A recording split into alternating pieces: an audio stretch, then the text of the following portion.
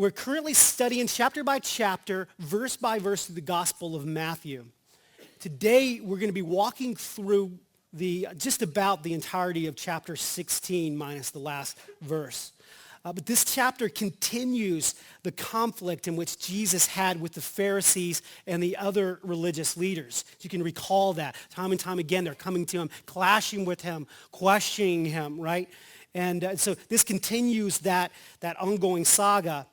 And like he's been doing up until this point, he's causing those around him to have to make a decision, to have to choose, to have to determine who he was. I mean, the multitudes, the religious leaders, and his disciples really closely around him. And then he confronts his disciples with the idea of the church. The very first time the church is mentioned in the Bible is in this chapter. He also begins to confront them, and this becomes a reoccurring theme from this point on of his death and his resurrection. And so we're going to walk into this book now, chapter 16, verse 1. Then the Pharisees and the Sadducees came, and testing him asked that he would show them a sign from heaven. And he answered and said to them, when it is evening you say, it will be fair weather, for the sky is red. And in the morning it will be foul weather today, for the sky is red and threatening. You hypocrites! You know how to discern the face of the sky, but you cannot discern the signs of the times. A wicked and adulterous generation seeks after a sign, and no sign shall be given to it except the sign of the prophet Jonah. And it's like he closes the book, so to speak, and he left them, walks away, kind of throws that at him and kind of walks away.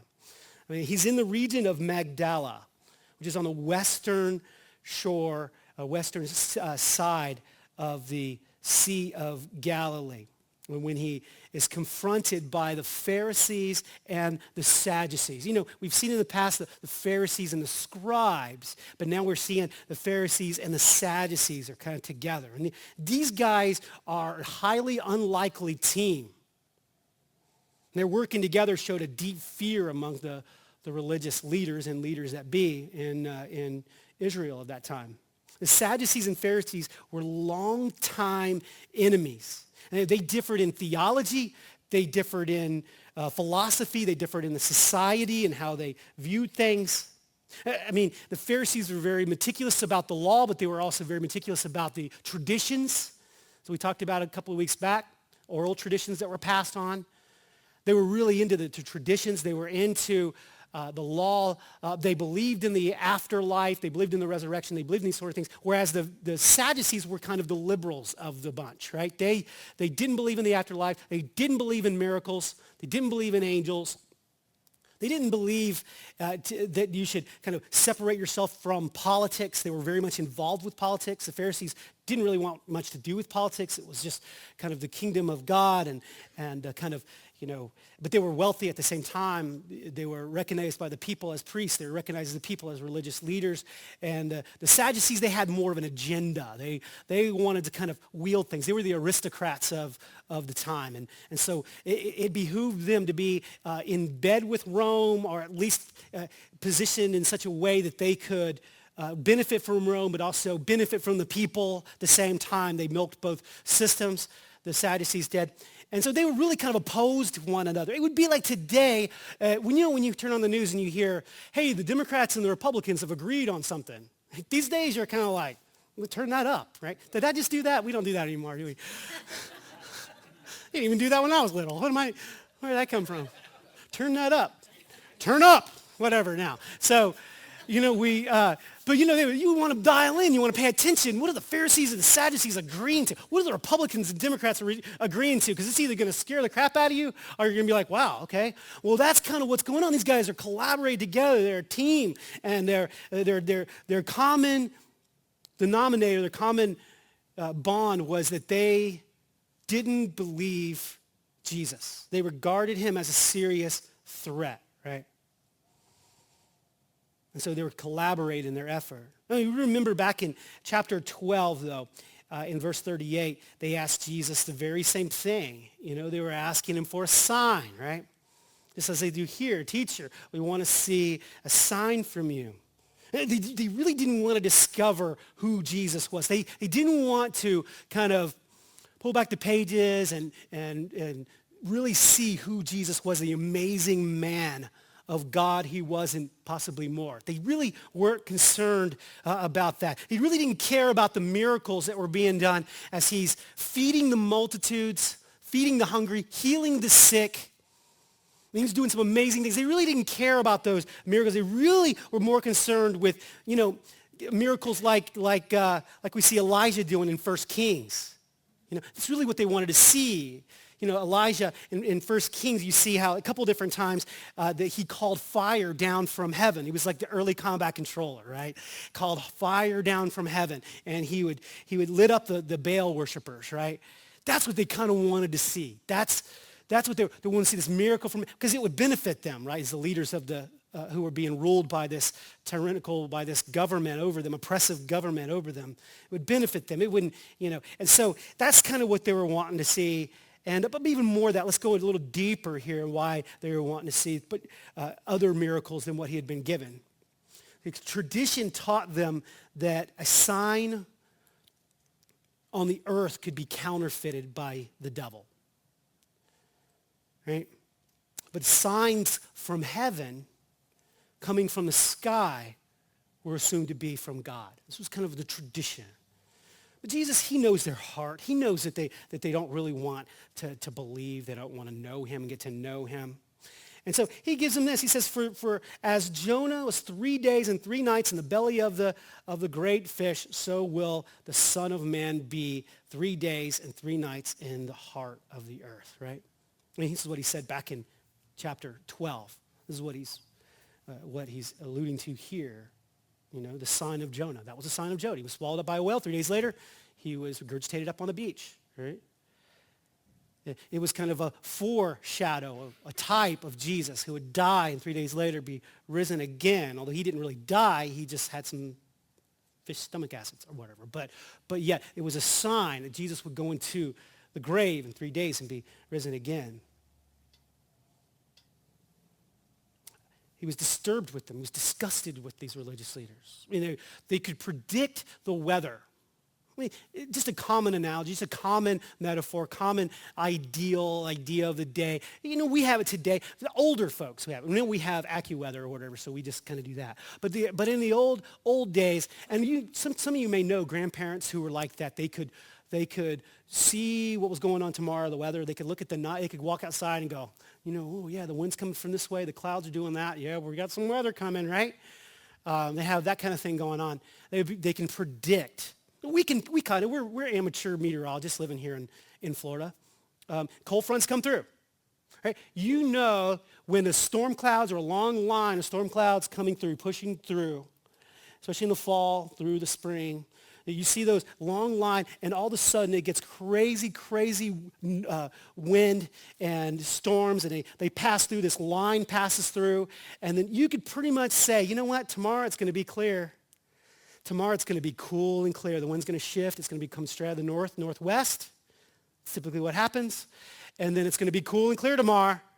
I mean, you're not a genius. You've just seen that happen so many times. You can figure out, you see the signs of the weather. He's like, you guys see the signs of the weather and you can predict it. But you guys are religious leaders. You know the Word of God. You've memorized the Midrash, the Mishnah, the Talmud. You've memorized the Pentateuch. You've memorized all these prophecies that the Messiah was to come. It was predicted. Man, as you read Daniel in the 70 weeks, it was predicted to the day, really, of when he was going to be recognized as king in that triumphal entry, and we'll walk through that at another time. Daniel chapter 9, I think is what it is. Or is it 7? 7, okay. Daniel chapter 7, the 70 weeks. It's amazing. These guys were religious leaders who should have been in tune with what was going on. And all of a sudden, on the scene comes this guy that is healing the blind, healing the sick, healing the maimed. People are showing up with one leg, leaving with two, with one shoe. You know what I mean? That kind of stuff is happening, and they're not recognizing that this is the Messiah. These guys, of all the people, should have been the ones in tune with the Lord going, yes, this is the one.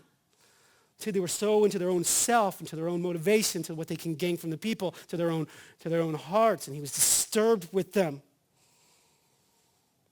He was disturbed with them. They should have seen the messianic credentials right before their eyes, and they didn't recognize it. He calls them hypocrites. Jesus promised them the sign. I'll give you a sign. Doesn't entertain no more questions, please, right? He said, I'm just going to give you a sign that you can look forward to. I'm going to die. I'm going to raise again. There's your sign for you, you know? And when he leaves. No greater sign than that, right? That a man's going to be crucified, brutally tortured and killed, and then buried, and then the third day he's going to rise again. And many saw him. Not just his disciples, many saw him. They walked with him. They ate with him. They touched him. We'll talk about a sign. Not many people have done that, you know, if none. And so, you know, talk about a sign that encourages people to faith. Nothing more than his death and his resurrection, that sign. I'll give you that sign. And even then, many of them won't receive because of the hardness of their heart. Well, the conclusion, they believed that Jesus was an imposter.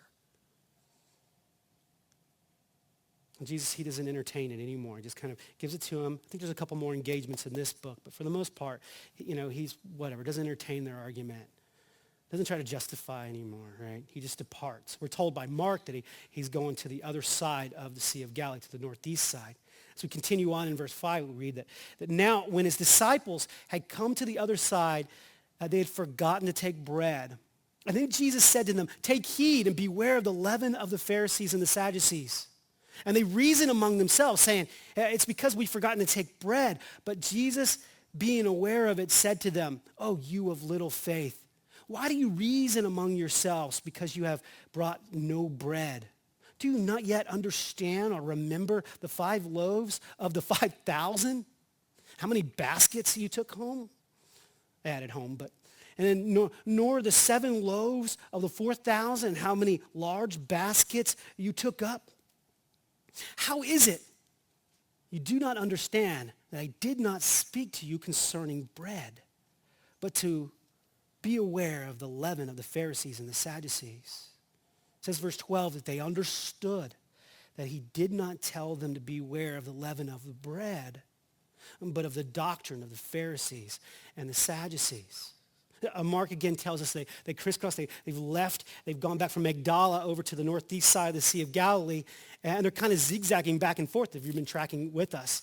And now, as they're over there on this other side, that Jesus begins to share with them. He did what he normally does. He uses physical world and things that are tangible to describe the spiritual lesson or our principles to his disciples. But his disciples, they miss it. They miss the lesson.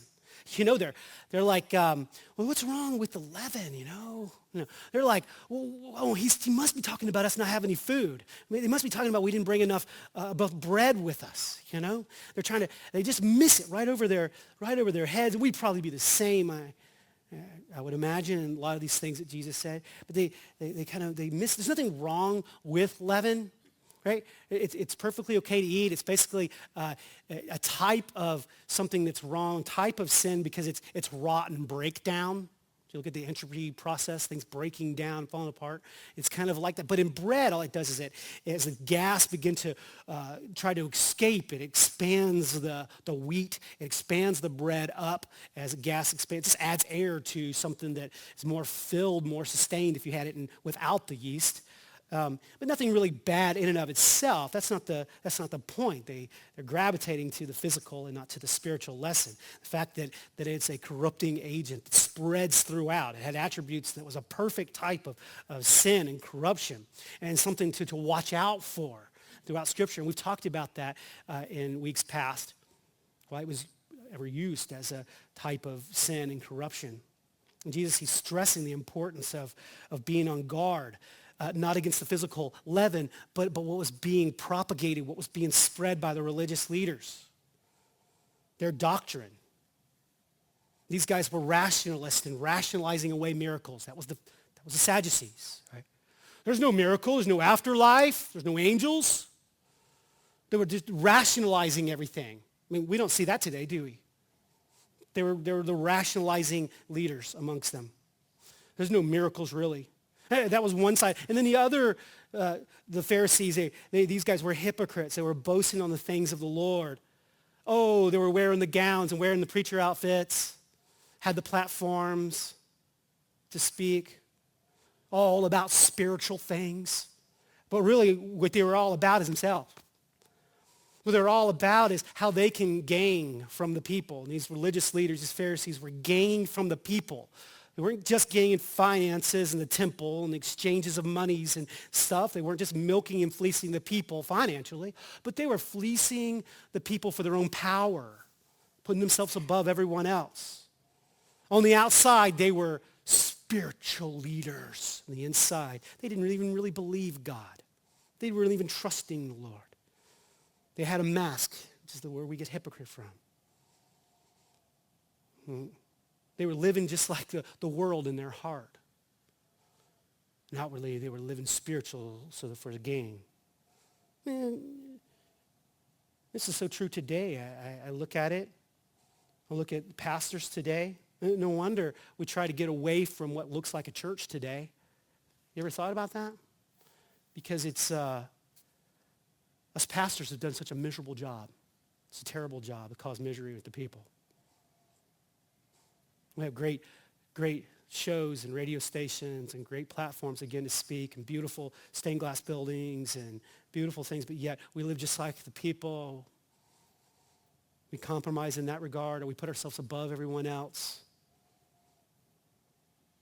James chapter 3 urges us, this heavy responsibility that there be fewer teachers, because there'll be a greater accountability. It's a heavy thing. It's a heavy thing that we can either cater to and try to make easy and comfortable, or we can shoulder that responsibility and do what God has called us to do, and not compromise and teach his word unabashed, and not just try to cater to the people. It's a hard thing. It's not an easy thing to do, to be accountable, to place ourselves under the accountability. We'll talk about it in a minute when it comes to leasing and binding and authority. But we pastors are no different than you. We should be, if anything, held to higher accountability than you, because we're leading you. Man, immediately when we planted this church, I had that void and vacuum to think that, oh man, I have no accountability here. And God had brought these 6 men around me. And it was just a beautiful thing for me to kind of bring these 6 guys and say, hey guys, here you go. Here I am. And these guys hold me accountable. I always don't like their decisions, but I respect them and I respect their decisions. And so I kind of yield to them. I find accountability. I'm accountable to them. I'm accountable to you guys. When I'm off in my teaching, when I'm off and I share wrong verses, boy, you let me know. No, it's a good thing. No, it's a good thing to be held accountable. I have to challenge you, and you hear me say this all the time, you guys to be a Berean. The Bereans in Acts 17:11, Paul was ministering to these people. They were a people that were more noble than the rest, and here's why. Because Paul would share the word of God with them. And they would take it. They wouldn't just immediately say, oh, that rings a bell, oh, and freak out on them and stone them, right? No, instead, they would take it, think about it. They would go and they would study the scriptures to see if what he said was real and true, right? He said that was noble. That's what we are to do, to be Bereans, not just to take what everyone on the radio and TV and from the pulpit says, but to be a Berean, check it out with this great authority that God's given us, right? I mean, I'm not saying that we're to be these miserable, sin-sniffing, prickly critics of everyone, right? Because some people get miserable like that. They have websites. You ever been to these websites? They're just, all they do is tell the bad things of everybody. Like, oh gosh, can you imagine that? What a miserable way to live. But what we're to do is just simply know the truth and support those who are also propagating and spreading the truth. That's our jobs. We're told that as he shares us, the disciples, I went off there on that, but I wanted to be clear where we stand. We're to be accountable as religious leaders, not above, right? We're told the disciples, they finally got it. Oh, the corruption, the doctrine, the teachings of the Pharisees and Sadducees. They finally got it, and then they left. They went to the region of Caesarea Philippi, really a mostly Gentile segment of population, 25 miles north of the Sea of Galilee. We read in verse 13 that when Jesus came to the region of Caesarea Philippi, that he asked his disciples, saying, "Who do men say that I am? Who do men say that I, the Son of Man, am?" In verse 14, so they said, "Some say John the Baptist, some say Elijah, others say Jeremiah or one of the other prophets." And he said to them, "But who do you say that I am?" And Simon Peter answered and said, "You are the Christ, the Son of the living God." So he's left really the Jewish segment of population. He's left the Jewish population for the most part. Traveled north about 25 miles. He's kind of alone with his disciples, really. It's what it alludes to here. He's kind of alone with his disciples, pulling away, kind of like a little mini retreat, so he can instruct these guys concerning some very important spiritual matters, right? There's two things here in this text that stand out as the most important truths that we need to pay attention to. Number one, who is Jesus? Number two, what's he planning to do here? These are the two things that define who we are and how we're saved and what we're to do, right? The religious leaders believed that Jesus was an imposter. They've kind of deduced that. They believed that, you know what, he's not the Messiah. They weren't going to accept that he was the Messiah. They weren't, because he wouldn't dance to their tune. You know, they've kind of boiled down, he's an imposter. That's who Jesus is. The multitudes, they recognized him as a great prophet, we're told here. They recognized him as a great man. That's who Jesus is. He's a great man, a great prophet, right? Now heal me more. Now feed me more, right? That's what they kind of recognized Jesus as. But he was most concerned about those who were following with him, those he was closest to. And he turns to them and he says, okay, that's fine. The people say that. The people believe that. But who do you believe that I am? They said, well, okay. Some believe that you're a prophet. You're like Elijah or Jeremiah, he's a great prophet. Okay. Some are one of the other prophets mentioned. He mentions these great reformers. All these guys were great reformers.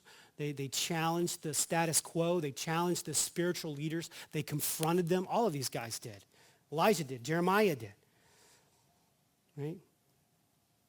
National reformers. But they missed who Jesus was, right? Except for Peter here. If we ask people around us, if we took a poll, we went around the country, around the community, around the country, around the world, and we put a microphone in front of someone's mouth, and we said, who do you believe Jesus is? What do you think people would say? I mean, you've heard it. We used to do a man on the street back in Gulf Breeze at around Easter time, asking about Easter and stuff. Wait, what do you think Easter is? And we got some crazy answers, right? And so what do you think, if you said, who is Jesus? We would probably get really similar answers to what these men were saying. Most people would probably answer the same thing. The general tendency in all the answers, even amongst the atheists, I would say, was to give some sort of respect or honor to Jesus, but underestimate who he really is. They would all fall short. They would say, he's a great man. That's what they would say. He's a prophet. He's a great teacher. He did great things. I've heard that all. But it falls way short of who he really was. He says, but who do you say that I am, as he narrows the scope into his men, his disciples? Not what others now, what do you say that I am? I think this is a question that everyone has to come to an answer to. Everyone who has heard about Jesus and heard the gospel has to come to an answer, to answer this. And by not answering, you're answering the question. I believe strongly that the answer to this question is what we'll be judged on. Who is Jesus? Peter says, you are the Christ. You are the Son of the living God. Jesus was much more than John the Baptist or Elijah or any of the other prophets. He was more than a national reformer, more than a miracle worker, more than a prophet. Jesus is the Christ, the Messiah. Now, all these guys didn't believe it right away. It's like they met him and shook his hand and said, oh, he's the Messiah. You know, they didn't meet him right away and believe that. And one of them even said, who special comes from Nazareth, right? You know, what good comes from Nazareth? You know, these guys didn't believe he was Messiah right away. But eventually, over time, what happens is they were watching him and with a heart that was wanting to receive what God had. And one by one, watching what he was doing, God revealed himself to them by his Spirit. And Peter, he understood that Jesus was not only God's Messiah, but also God himself. He had reached out with the hands of the heart. I call the hands of the heart faith, right? And he believed. See, the Jews properly thought that if you claim to be the Son of God, that you are claiming to be God. Okay? It differs today. In our understanding, the Son is different than the Father, right? When their mindset, they believed that if you were the Son of God, that you were God himself. Not a God, not less than, not just a piece of, but that you were God. They had that ingrained, that understanding, that mindset. So much so that in John 10, when he alludes to being the Son of the Father, God, and he was the Son, he was alluded to that it drove them mad. And they picked up rocks to stone him. He wasn't just another Son of God. He was the Son of God. And in the beginning was the Word was with God, and the Word was God. They were one and the same. And so to make this claim, you're saying that you are God. And so he says, right you are, Peter. Verse 17. Jesus said, blessed are you, Simon Bar-Jonah, for flesh and blood has not revealed this to you, but my Father who is in heaven. And I also say to you that you are Peter, and on this rock, you are Peter, this little stone in the Greek, your little pebble. You are a little, but on this rock in the Greek, this large rock and stone, I will build my church, and the gates of Hades shall not prevail against it. And I will give you the keys of the kingdom of heaven, and whatever you bind on earth will be bound in heaven, and whatever you loose on earth will be loosed in heaven. And then he commanded his disciples that they should tell no one that he was Jesus the Christ. It's flesh and blood. He says, you are the Son of the living God. You are God. I believe this now, Jesus, is what Peter's essentially replying and saying. He says, and Jesus' flesh and blood has not revealed this to you, but my Father has revealed this to you. I mean, this is no different than us today as well. John chapter 16, if you want to do some extra reading, read John chapter 16 this week. Well, 14, 15, and 16 is a really great kind of package if you want to read all three of those. But chapter 16, Jesus talks about how he'll give us a spirit. He'll give us the comforter is what the word is. And in the Greek, it's paraclete. It means to come alongside of, parallel of, right? That he gives us, by his Spirit, he tells his disciples there in 16 that he would manifest himself. He would reveal himself, right? And just prior to that, he tells them that he gives his Spirit into the world who will convict the world of sin, righteousness, and judgment. And so the same Spirit of God is working, that was working with Peter, revealing to Peter, was working in our hearts, is working in our hearts and our lives today. 1 Corinthians chapter 2, Paul talks about how the Spirit of God reveals and conveys and compares spiritual things with spiritual things. For us spiritual beings, we kind of, born again of the Spirit of God, we kind of, we hear and we kind of understand by the Spirit of God. It's compared in the Word. After I got saved, this Word came alive to me. When I gave my life to Christ and I surrendered, I began understanding passages of Scripture I never had understanding of before because the Spirit of God was revealing, conveying spiritual things with spiritual things and giving me great understanding and clarity and cross-referencing. And it was just an amazing thing as God works. And that's what he does, and that's what he was doing here as he's this progressive revelation of himself to Peter as he does with us today. So he comes to this place. And he says, upon this rock, I will build my church. What rock? As I mentioned earlier, that the two different words for rock. There's two different Greek words for rock here. There's a lot of controversy with this. If you don't understand that the language in the original language is very clear that the word for Peter and the word for rock are completely different. It's best to see that it's not just his confession that we are placing our trust in and building the foundation on. It's not just in the confession of Peter that Jesus was the rock, but it's that we build our foundation on Jesus, the rock, period. Not just on a confession, but that Jesus is that rock. I mean, he is that foundation that we're girded on. Matter of fact, Peter, he's told this, right? He's listened to this. Flesh and blood has not revealed this. And he's like, yes, and he realizes Jesus is the rock that the church is going to be built on. He later writes his epistle, okay? He wrote an epistle, a couple of them.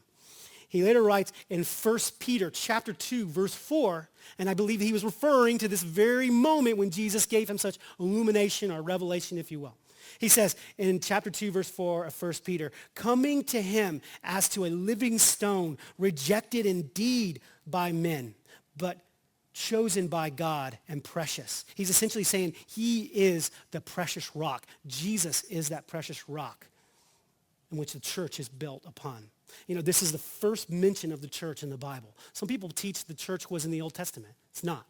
It's foreshadowings, referring to, but yet this is when the church was first mentioned and is being fashioned together by the hands of Jesus. And too often, and I think we study this and kind of get an idea of this beginning of what the church was based on, should be centered on Jesus and our purpose moving out. Pastors so often give the wrong idea of churches. We get in the way too much in churches. One Sunday morning, a pastor encouraged his congregation to consider the potential of the church. He told them, and I'm going to get into my cadence, okay? With God's help, we can see the day when the church will go from crawling to walking. And the people, they responded, they said, let the church walk, Pastor. Let the church walk. And he continued, and when the church begins to walk, next the church can begin to run. And the people shouted, let the church run, Pastor. Let the church run. The pastor, he continued, and finally the church can move from running to flying. Oh, the church can fly. I tell you, we can fly, but of course it's going to take a lot of money to make this happen. And the congregation grew quiet, and someone in the back yelled, let the church walk, Pastor. Let the church walk, right? Pastors just kind of get in the way. They get in the way of what God's doing with his church, his purpose, his plan for the church. And listen to this, okay? Sorry if I got the baby crying there. Get excited. That's why no one's on the front row ever. Sorry. I start spitting. You imagine I don't do that all the time, though, right? Okay. That'd tire you out, wouldn't it? There's so much to marvel about the church, concerning the church. I mean, he brings his people together in common. He says, I will build. All the seminary classes, they teach you how to build your church. You got to put it here, you got to do this, you got to do that. And so there's a plan. I mean, there's a package deal for it. A lot of churches subscribe to it, and they grow. Man. There's this building of the church. But, you know, I think it's safe when we recognize that Jesus builds his church. Not me, not a board. We're not responsible for growing the church and building the church. We can be responsible for, destroying that growth too. But we can put our hands into it. We can start building. Jesus built his church, we're told. We can do all the right things to build the church, and we can pack the church out. The church can be packed full of people who don't know Jesus. I want to see unbelievers at church, but it shouldn't be the majority. We should be here encouraging one another, growing each other, challenging each other. Man, that's what the church is for, as we exalt Jesus together, not just put programs together.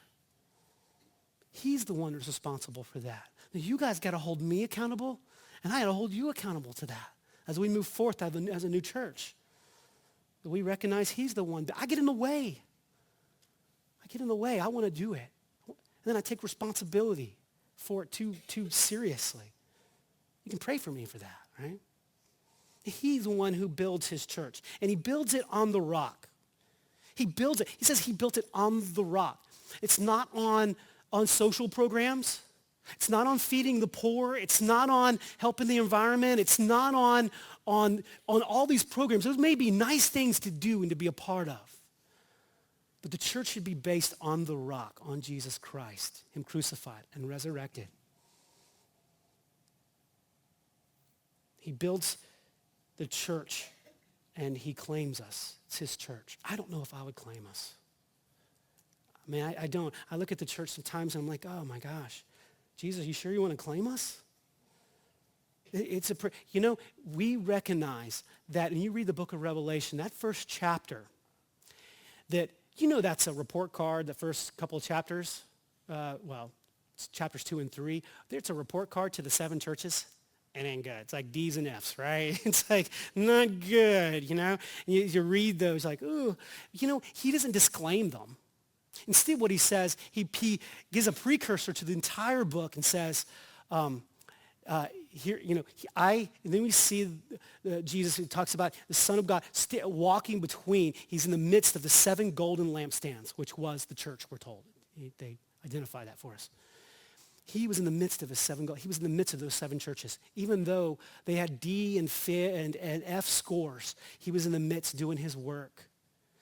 Even in us, at times when we fail as a church, universally, that he's in the midst of us. And we're told that he's built us into a stronghold, that the gates of Hades shall not prevail against us. The gates don't move, they're in place, right? Never seen mobile gates like that. These are gates that are in place. We're the church, we're on the offensive. Now, I love this picture of the church being on the offensive, not back down, not back into a corner. I don't know about you, but I've viewed us as a church that way oftentimes. I mean, I see how we're losing ground here and losing ground. I usually judge it on political things, and I shouldn't. Well, I look at the church and it's caving into moral issues, and I caving in. I look at us compromising, and I see that we're kind of backed into the corner, and we're in a ring. We're kind of doing this, and we're taking this barrage of punches, and we're on the defensive. I see the church like that, and that's farthest from the truth. That's not reality. Even in the darkest times, when by sight she's losing the battle, but by faith, Christ's church, is always on the offensive. God is doing something powerful in us and through us. Whether we appear to be powerful or not, it's probably when we're the most powerful. And he says, I give you the keys to the kingdom of heaven. It's not that he gives Peter the keys to heaven. It's not that he gives a special elite people keys to the heaven. It's not like that it was given to Peter, and then Peter laid hands on people, and they laid hands on people, and all the people had laid hands on that are ordained. Now we have the special power, the keys to the kingdom. It's not like us, any men, in particularly special men, have that, but us, Christians, that are built and based and called into the church, and that are based on the rock. We are the church, and the keys to the kingdom have been given to us.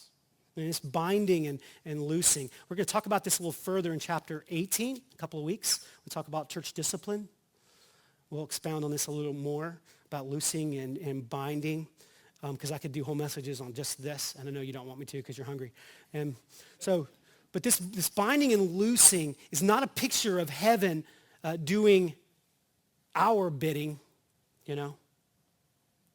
heaven doing our bidding, but rather it portrays us in harmony with heaven. Jesus isn't saying, here's the keys, your wish is my command, right? That's scary. Bruce Almighty, did you see that? Scary, right? Just said yes to all the prayers. He got tired of answering, oh, yes, and everything went crazy, Like, it's not us, genie in the bottle, That's not what he's talking about. It's binding, but it's just the opposite. We bind and loose as the Lord commands, as he commands us in his word. That's the real authority, right? This is the solid, real authority Doesn't change. The same yesterday, today, and tomorrow. It's solid. Right? And so we'll move into this later another time. He goes on to say in verse 20, tell nobody. I want you to tell no one about this. This is always baffling to me. And, because we know that we want him to be known, right? Because we're on the other side of the cross. We want him to be exalted and known. He'll later tell his disciples, go and tell everyone, right? But at this point he says no. And the reason being is that God's perfect in his timing. And Jesus was submitted to the Father's timing. Did only what the Father wanted him to say and do. He was yielded to this. And so it just wasn't time for him as a Messiah to be revealed. That day was going to come pretty soon. That day was going to happen when Jesus was to be made known. It's called the triumphal entry, where he like is recognized by the people as he's heading into Jerusalem, and he's recognized as king. Now that time is going to come, but at this point he's saying, hey, keep it to yourself, guys. Yes, I am the Son of the living God. I am. But keep it to yourself at this point. We find in now moving on to verse 21,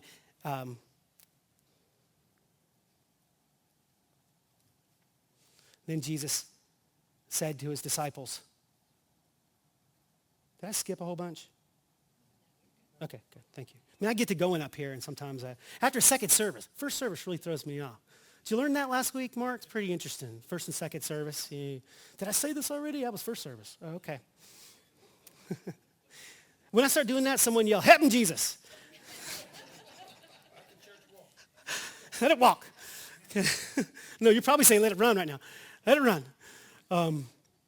Matthew 16, verse 21, we read that from this time, Jesus began to show to his disciples that he must go to Jerusalem and he would suffer many things from the hands of the elders and the chief priests and the scribes, and he would be killed and raised on the third day. And then Peter took him aside and he began to rebuke him, saying, far be it from you, Lord, that this shall not happen to you. But he turned, he said to Peter, get behind me, Satan. You're an offense to me, for you're not mindful of the things of God, but the things of men. I mean, can you imagine this? They were expecting now that he is the Messiah, the Son of God, that they believe it, they recognize it. Yes, we were probably thinking that, but now we know it. He is the one. They've read all the prophecies. They've read all the prophecies in Ezekiel and Isaiah. I mean, glorious, glorious prophecies that talked about him establishing his kingdom, reigning and ruling and making Israel's enemies his footstool. And I mean, you can imagine, yes, it's happening, man. It's going down. He's the Messiah. He's going to make it happen. And they're like, yes, this is it. This is it. And he's like, yeah, I'm going to go to Jerusalem and die. Now we're guilty by association, right? You're like, whoa, okay. No, wait a minute.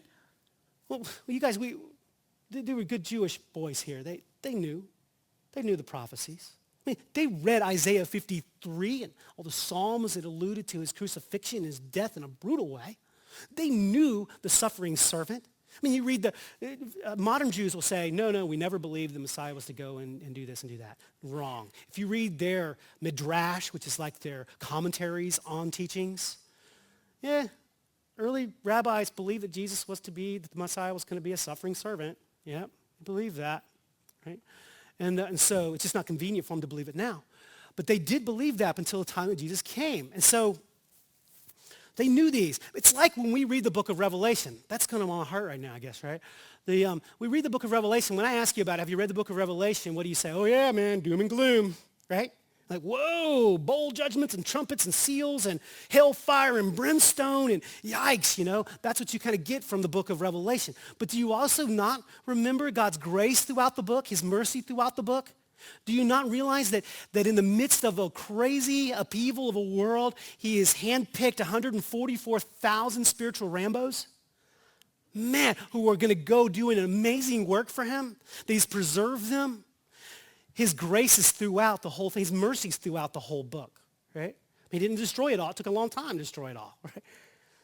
His grace and mercy are throughout. And you not remember at the end of the book how he says, I'm going to create a new heaven and a new earth. And there's going to be no more tears and no more sorrow.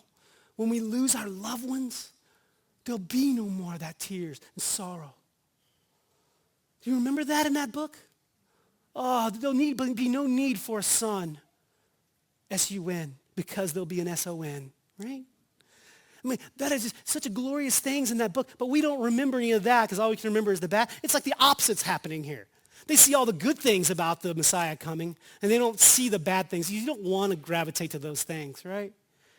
And so they're kind of blown away. And he's like, I think he means well. No, you're not going to die. You're not going to die. And at one point later on, he'll say, I'll never deny you. And he does the same. You notice that Peter, in one moment, has divine revelation. The next moment, he's expressing Satan's philosophy, the philosophy of hell. Spare yourself. Do what thou wilt, right? Take the easy path. This is the easy path here. Escape the cross. Pastor Chuck Smith says the philosophy of hell is to encourage you to escape the cross. But the cross was important for salvation. Without the cross, we cannot be redeemed, and the cross is also important for us for our spiritual development.